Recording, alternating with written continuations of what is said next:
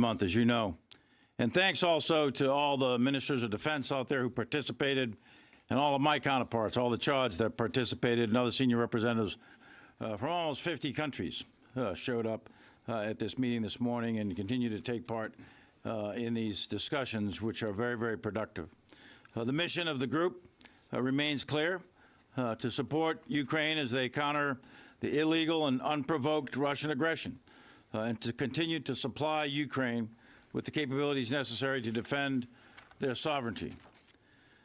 Through these contact group sessions and other close coordinations that I have and the Secretary has with our counterparts, that I talk to General Zaluzny weekly, and my staff continually talks to his staff, we continue to respond to Ukraine's battlefield requirements and their needs for means of fighting for their freedom.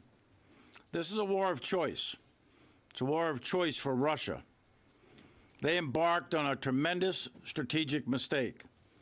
They made a choice in February of this year to illegally invade a country that posed no threat to Russia.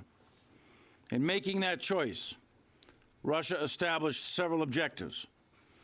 They wanted to overthrow President Zelensky and his government. They wanted to secure access to the Black Sea. They wanted to capture Odessa. They wanted to seize all the way to the Dnipro River, pause, and then continue to attack all the way to the Carpathian Mountains.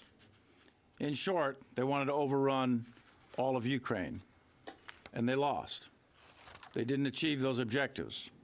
They failed to achieve their strategic objectives, and they are now failing to achieve their operational and tactical objectives.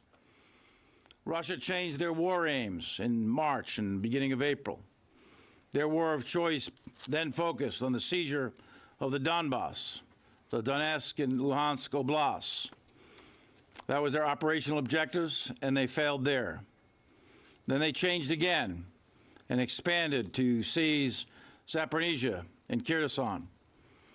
These strategic reframing of their objectives, of their illegal invasion, have all failed, every single one of them. And we've just witnessed last week Russia's retreat from Kherson. They retreated across the Dnipro River. They moved to more defensible positions south of the river. Their losses due to Ukrainian success and skill and bravery on the battlefield have been very, very significant. And it's clear that the Russian will to fight does not match the Ukrainian will to fight. On the battlefield, Ukrainians' offensive up in Kharkiv has been very successful, where they crossed the Oskil River, and they have moved to the east and are near the town of Savartovy. There is a significant ongoing fight down in Bakhmut right now and in the vicinity of Seversk and Soledar, where the Ukrainians are fighting a very, very successful mobile defense. There is limited contact right now in Zaporizhia and limited contact in and around the Zaporizhia nuclear power plant. And as we already discussed, Kherson's offensive has been successful. So across the entire frontline trace of some 900 or so kilometers, the Ukrainians have achieved success after success after success. And the Russians have failed every single time.